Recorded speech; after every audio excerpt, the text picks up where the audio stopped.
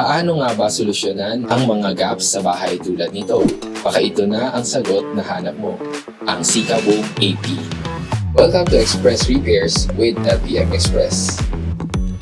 Ano nga ba at saan ginagamit ang Sikaboom AP? Ang Sikaboom AP ay ginagamit para sa pag-aayos, pag-insulate at pagpuno ng mga puwang sa paligid ng mga bintana at pintuan, mga pasukan ng tubo, ventilasyon ng aircon, mga housing ng roller blinds at iba pa. Ito ang produktong magbibigay ng insulation laban sa ingay, lamig at hangin matapos lamang ang isang application. In this video, isasara natin ang gaps na nakikita ninyo dito sa air conditioning unit na ito. Ang mga puwang sa paligid ng mga aircon units ay nagpapalabas ng malamig na hangin, dahilan kung bakit lumalaki ang konsumo at bayarin sa kuryente.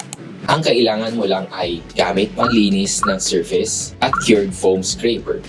Paano ito gamitin? Simple lang. Siguraduhing malinis, matibay at pantay ang ibabaw ng paglalagyan ng produkto. Alisin ang pintura, manipis na semento at iba pang mga dumi rito. Buksan ang produkto at ikabit ang nozzle.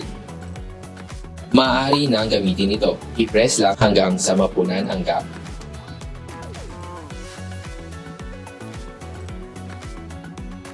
At meron ka ng well-sealed air conditioning unit. Hayaan itong umalsa at ma-cure. Pagkatapos ng 6 na oras ay maaari nang i-cut ang excess foam. Ang Sikaboom AP ay may light yellow finish na maaaring patungan ng pintura pagkatapos. Maaari nang makabili ng Sikaboom AP online. Punta lang sa lpmexpress.com at mag-check out para sa same-day delivery sa Metro Manila and nearby areas. Maaari na ring mag-online order kung ikaw ay nasa Pangasinan o saan man sa Norte. LPM Express, just click and build.